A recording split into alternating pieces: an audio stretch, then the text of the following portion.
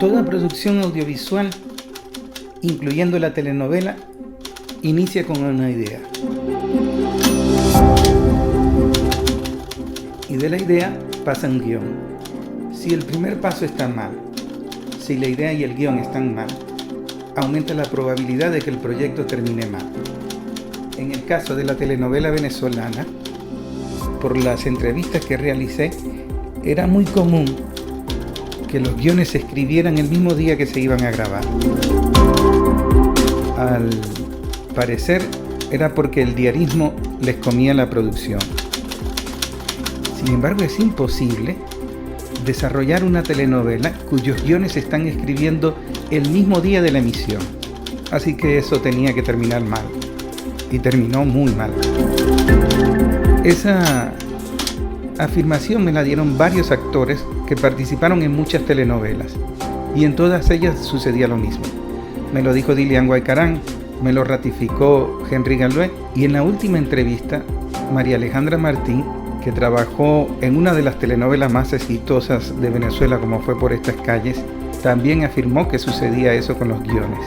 María Alejandra Martín es una artista muy talentosa, siempre está sonriendo y tiene en este momento una vocación por la dirección y por la docencia.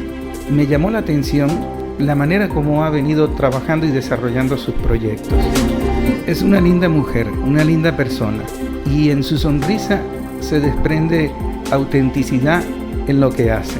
Así que es importante que ustedes escuchen de viva voz de María Alejandra Martín lo que conversamos en una tarde, en una banca, sobre la telenovela venezolana y sobre la producción audiovisual en general, incluyendo el cine. Esta es la historia. Lo primero es una reflexión de cómo te has mantenido vigente en tu oficio, en la actuación, en la producción, con todos los cambios que han habido. No solo en el país, sino en todo el mundo. Sí, bueno, en el país han sido muy duros para los actores, ¿no? Sobre todo porque antes teníamos, a mí me han tocado las dos épocas, ¿no?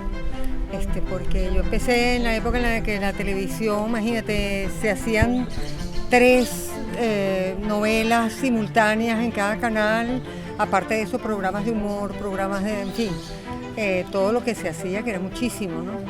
Pero a mí me ha pasado desde siempre que me ha interesado también la parte de atrás de las cámaras, no solamente la actuación. La actuación me apasiona, me fascina, pero también desde el inicio, desde mi primera película, que fue en el 84, rodamos Ifigenia. O sea, se estrenó en el 86, pero la rodamos en el 84. Desde esa época siempre me impactó mucho el oficio detrás de cámara. Entonces me he venido preparando desde hace mucho tiempo y ya llevo 2 cortometrajes como directora, y tengo 2 proyectos de largo, que bueno, uno sabe que eso tarda el mundo entero, tarda mucho concretarse, cuesta mucho dinero, en fin, hay que trabajar muy duro para concretar los proyectos de cine, pero tener un plan que te interese lo suficiente es un gran motor para salir adelante, para seguir adelante, pienso yo. O sea, yo no me imagino sin un pequeño plan diario que me empuje hacia lo que quiero lograr. Y una vez que me comprometo con un proyecto, me pasa que tengo que terminarlo. Una cosa casi obsesiva, ¿no? ¿Qué es lo que quieres lograr? Bueno, por ejemplo, tengo mis proyectos de cine y ya se han logrado 2. Se han podido lograr 2, por supuesto. La maravilla del cine además es que es un trabajo de equipo, no es que una persona va a hacer una película, eso no existe. El cine se hace con tu gente, con tus amigos, y uno se pone a ver las fichas técnicas de las películas de grandes directores. Todos terminan trabajando siempre con su misma gente, ¿no?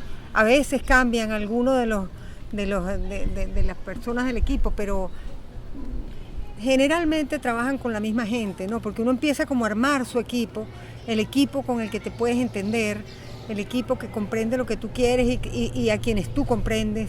Entonces es más fácil que se logren las cosas también.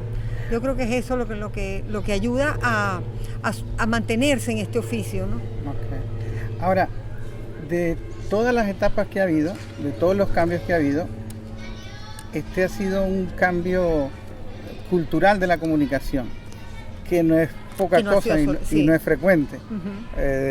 De la imprenta a la radio, de la radio a la televisión, pero ahora es de ayer para hoy. Exacto. Y entonces esos cambios generan incertidumbre, destruyeron los modelos de negocio que existían en la música, en la radio, en la televisión, o sea, todo el mundo está reseteándose. Desde tu experiencia, ¿en qué te benefició ese cambio? Por ejemplo, la tecnología facilitó producción. Lo que se hace ahora con un celular no se hacía antes. No hay un monopolio de los contenidos, pero también hay problemas. Sí. ¿Qué te benefició y qué te...? Bueno, fíjate, yo soy muy tradicional en el sentido de que yo empecé en cine 35 milímetros y me quedó esa impronta. Hacer cine en 35 milímetros es una cosa compleja, difícil en el sentido de que, por ejemplo, nosotros rodábamos las escenas de la semana, se cumplía el plan de rodaje y después el director y el equipo, que sea el director de fotografía, director, el equipo técnico, las cabezas de del equipo técnico, iba a ver el material que se había grabado, que se había rodado, que se había filmado durante toda la semana. Entonces, si tú te equivocabas en la preproducción y en la producción, estaba fregado porque tenías que repetir y no repetías el mismo día, como es ahora. Ahora tú tienes un monitor, o sea, eso no existía cuando yo empecé. Tú no podías ver inmediatamente lo que grabaste, lo que en ese caso filmaste. Entonces eso traía la necesidad de completar de verdad una preproducción, ocuparte de cumplir las pautas de preproducción. O sea, toda la preparación tenía que ser muchísimo más seria. ¿Qué pasa ahora? Es maravilloso que tengamos muchísimas más posibilidades, que eso en un sentido abarate los costos. Y aquí además en este país ocurre que mucha gente te ayuda, mucha gente te presta cosas, te presta equipos,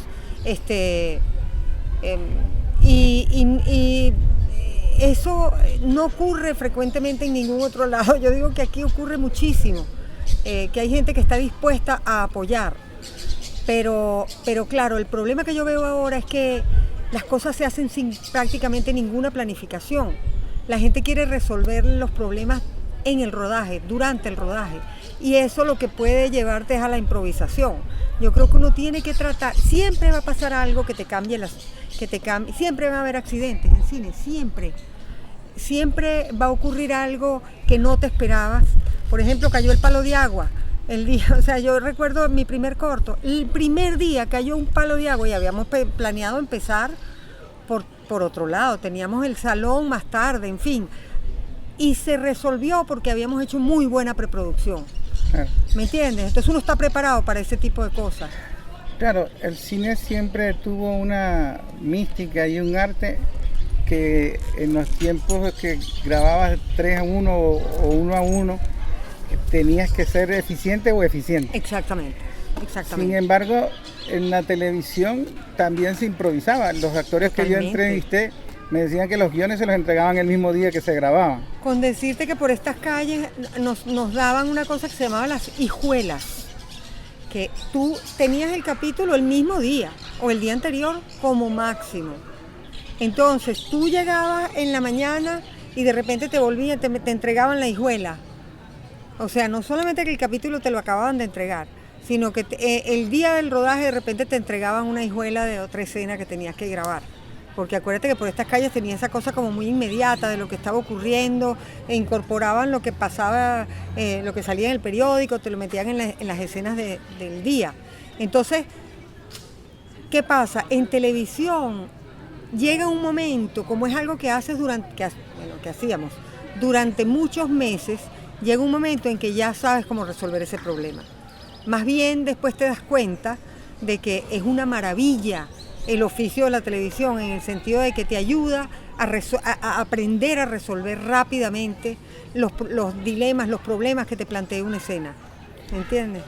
Ahora, en el audiovisual, incluyendo cine, incluyendo audio, incluyendo televisión, todo el modelo de negocio se reseteó y el audiovisual cuesta dinero.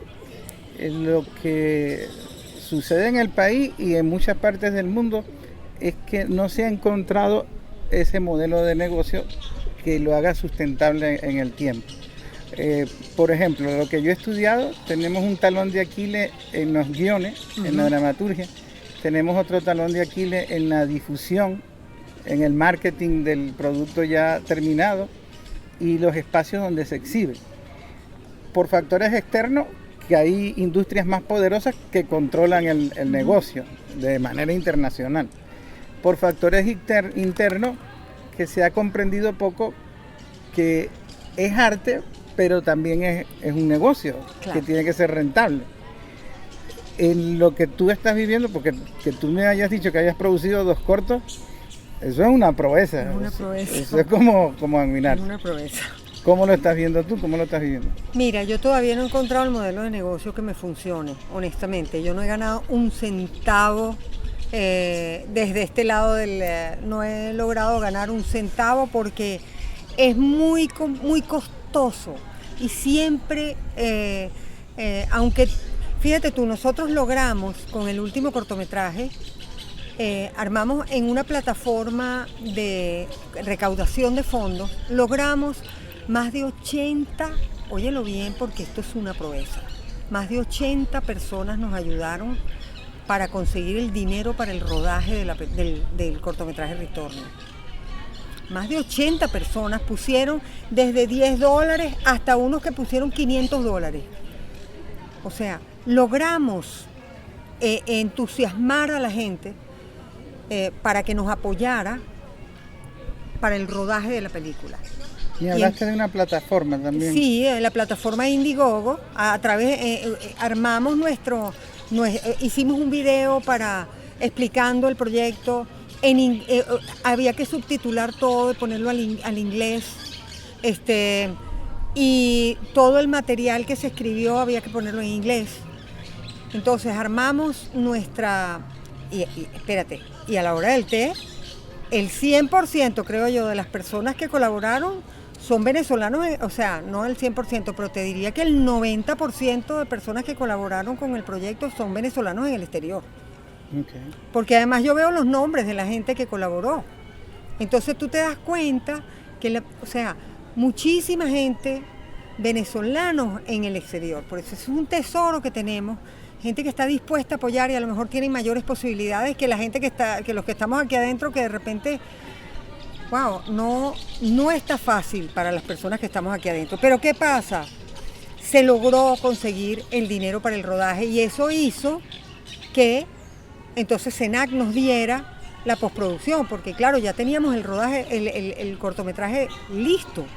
Teníamos un primer corte listo, había que, bueno, por supuesto, terminar todos los procesos de postproducción, que son muy importantes y que son muchos, que es la mitad de la película. O a veces hasta más, pero en este caso, bueno, tenías el rodaje y pasó un año en postproducción, ¿no? Ahora, si son 2 cortometrajes, ¿la experiencia la repetiste? ¿O la primera te llevó a hacer la segunda? Exacto, la primera fue muchísimo más complicada y muchísimo más difícil, y además que ahí me costó muchísimo conseguir apoyo. ¿Por qué? Porque no había hecho nada como directora. Entonces todo el mundo confiaba en mí como actriz, pero no como directora. Entonces, ¿qué hice? Busqué a mis amigos, mi gente con la que he trabajado desde niña, porque yo entré muy joven, no niña, pero adolescente, mujer joven.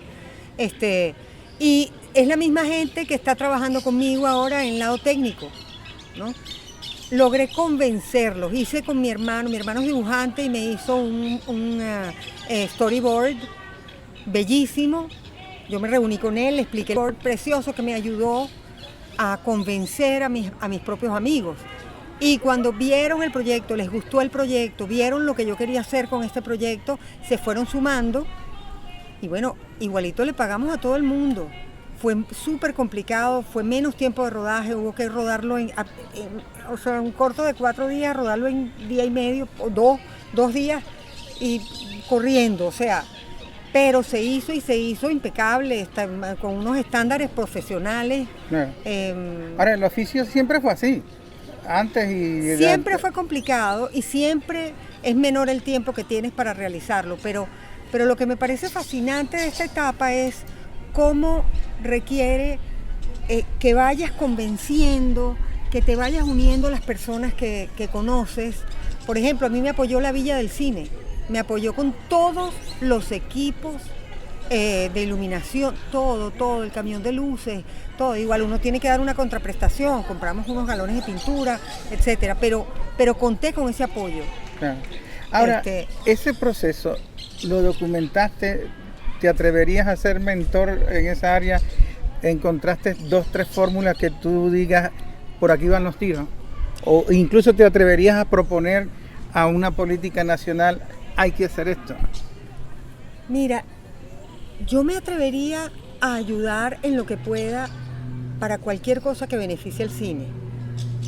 Me atrevería, o sea, es que no tengo que atreverme. Cualquier persona que quiera hacer un proyecto y que necesite contar conmigo por algún tipo de asesoría, con muchísimo gusto estaría dispuesta a darla.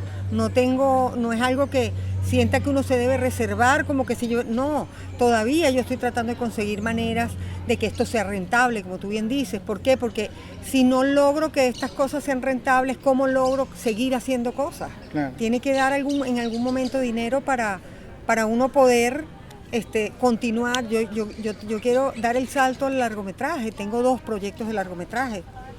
Entonces, claro, es indispensable que si no has dirigido, dirijas algo para poder empezar por algún lado, porque si no, no puedes lanzarte directo a un largo, creo yo, porque es muy complejo. Yo empecé escribiendo un guión de largo, pero llegó un momento en que entendí, si yo no rompo ese celofán y entro a la dirección de verdad en acción, yo no voy a poder hacer esta película. Entonces por eso me atreví a hacer ese primer corto con muchísima dificultad, gastando dinero mío, en fin, de todas las maneras convenciendo a mi gente que no cobraran o que X, y cobró todo el mundo, terminó cobrando todo el mundo. O sea, le pude pagar a todo el mundo, con la mayoría. Los actores no cobraron del primer corto, lamentablemente. Pero es que fue una cosa de verdad muy cuesta arriba, muy cuesta arriba. Y para el segundo corto, entonces, nos unimos 3 amigas, logramos conseguir otras alianzas, armamos ese Indiegogo, esa plataforma de recaudación. Siempre tienes que pensar, cuando haces una plataforma, cuando tú pides algo, siempre tienes que pensar qué vas a dar en contraprestación. No puede ser solo que tú recibas y recibas. Tienes que pensar, ok, ¿qué doy en contraprestación?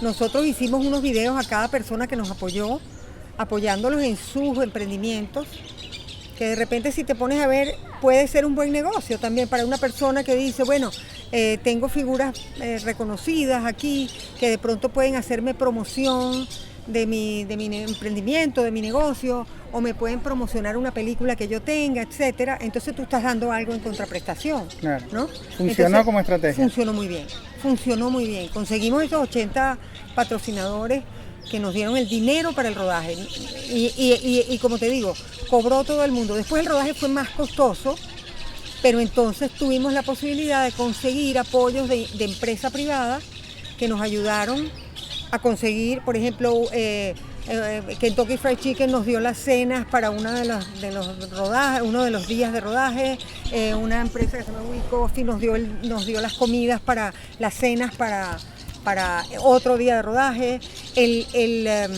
Nos llevaban café, uno de los patrocinadores nos llevó café y puso una barra de café para los días de montaje, y después nos dio el café, nos regaló el café todo es costoso. El agua mineral Tremonti nos apoyó y nos dio, o sea, yo tenía galones de agua, que parece mentira, eso es costosísimo, porque la gente está trabajando con equipos, estamos hablando de un equipo de 35, 40 personas, equipo pequeño, ¿no?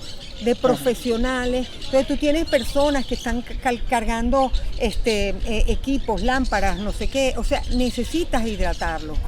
Ahora, entonces, en el audiovisual, en Venezuela particularmente, años luz, el negocio más rentable era la telenovela. claro. Fue después del petróleo lo que más se exportaba en el país. Sí. Y ese modelo lo perdimos sin pelearlo. Así es, se perdió de la manera más absurda. Lo que nosotros dábamos clases en Colombia, terminaron ellos consolidando el negocio. Yo recuerdo cuando fui por la primera película, fuimos a un festival de cine con Ifigenia a Bogotá. Cuando nosotros llevamos Ifigenia a Bogotá, en Bogotá no se hacían telenovelas, se hacían teleseries de 3 capítulos. Te estoy hablando de año 85, 86, 85, ponle tú, sí, por ahí, no se hacían telenovelas. Entonces, date cuenta cómo Colombia creció, se convirtió en esa potencia que es de telenovelas, y nosotros nos quedamos en el aparato por culpa nuestra. Bueno, y por supuesto, por muchas cosas que pasaron, que sabemos y conocemos muy bien, como el cierre de Radio Caracas, etcétera, que fue en detrimento absoluto de una cantidad enorme de trabajadores Sin embargo, ya veníamos involucionando en las telenovelas. Veníamos involucionando, definitivamente. Y eso hay que aceptarlo y hay que reconocerlo, porque si no, entonces no vamos a crecer nunca. Yo estudié mucho Cabruja y él hablaba de 2 elementos clave para que funcionase la dramaturgia en la telenovela. Una era, como quien dice, el cuide del asunto, que no lo tenía cualquiera, de tener contacto con lo que estaba pasando en el país. Porque la telenovela es una expresión cultural muy particular de cada país. La telenovela mexicana tenía su particularidad. Y sin embargo eso cambió. Por ejemplo, Gavilanes de Pasiones es una telenovela anticultura. Ahí uno se sabe esos vaqueros de dónde son, si son de Texas, si son de México. La fantasía nunca pasa de moda. Es una mezcla que le funcionó. Entonces, por eso yo digo que nos hacen falta guionistas, formación de guiones, historia. Y nos hace falta entender que la industria no la puede llevar una institución, una productora, porque es imposible. Eso tiene que ser como una corporación de varias industrias. Claro.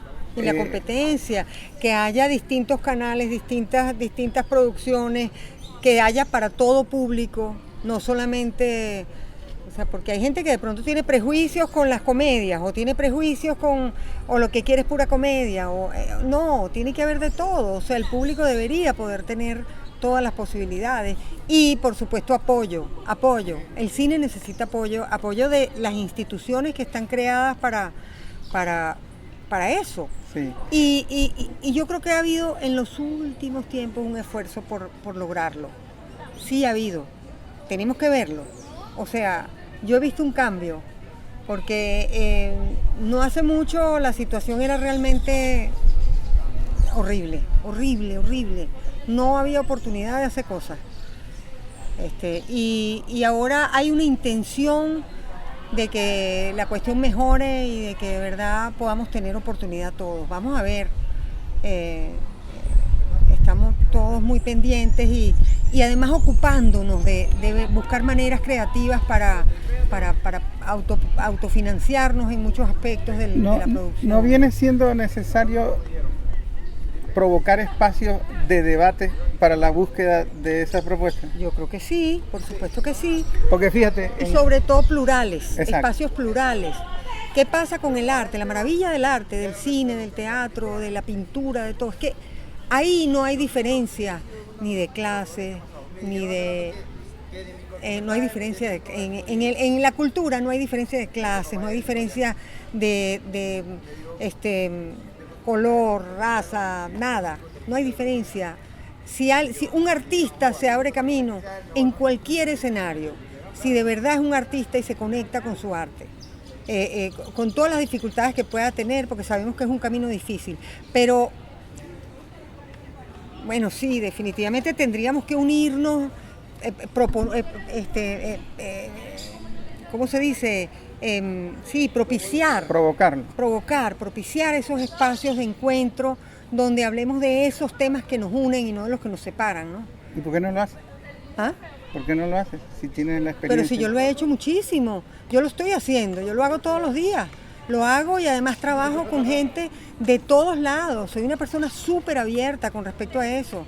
Y tengo, fíjate tú, y siempre lo he hecho, toda mi vida. Yo en el año 94 armé mi productora La Caja Teatro, que en esa época no era propia, era sociedad civil, no era compañía como ahora. Después la transformé en compañía para poder hacer producciones, ¿no? Y sigo en el camino de encontrar maneras de, sin dejar de ser uno y sin tener que ponerte una camisa de un color de nada. O sea, que cada quien respete, así como uno respeta, que haya respeto de las opiniones diversas, de los cuentos diversos que se quieren contar, pero definitivamente uniéndonos en los puntos en los que coincidimos para poder lograr las cosas. Y acuérdate que, por ejemplo, dentro del cine hay gente de todas las tendencias, de todo tipo. Claro. Y son personas con las que uno tiene una relación profunda. O sea, Josué Saavedra y yo éramos unos niños cuando hicimos Ifigenia. Ahorita los dos estamos dirigiendo, ¿me entiendes? O sea, es una cosa maravillosa, claro, la unión que se genera. Me sonó la campana. Entonces, este es el trabajo, parte de la investigación de la telenovela. Estoy con María Alejandra Martí. Yo no me imaginé que ella andaba en una experiencia pero tan didáctica, educativa en lo que estamos investigando. Es mi Doris Well. Ay, Dios mío, qué emoción. En este momento. Yo después les cuento de qué se trata, qué es lo que está haciendo y por qué funciona. Pero mi respeto, yo creo que estás haciendo un buen trabajo y además con una autenticidad que se te desprende en todo lo que dices. Entonces, yo creo que por ahí van los tiros. Y creo que debería ser, si no te lo han dicho, debería ser más ambicioso. Convertirte no solo en directora, sino en empresaria, en productora. Porque si tú te unes con las experiencias que tienen otros actores en lo que estás haciendo, lo documentas, lo transformas en un modelo de negocio, tú puedes reconstruir la industria audiovisual de aquí, está más cerca. Yo me tengo que unir con gente que sepa manejar ese lado, porque yo tengo las ideas creativas para, de pronto se nos ocurre alguna fórmula para conseguir financiación o lograr, por ejemplo, esto del Indiegogo fue maravilloso porque resulta que le dabas en contraprestación a la gente también promoción de sus negocios, ¿no? Claro. Bueno, esa es otra debilidad de la industria audiovisual venezolana, el productor. Y hay buenos productores, pero hay muy poca formación de productores y la concepción de negocio del audiovisual todavía está en pañales. Sí.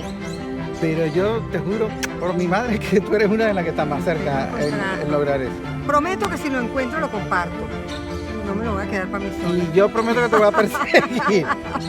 Bueno, agradecido, me encantó mucho. Gracias. Gracias. Tremenda artista.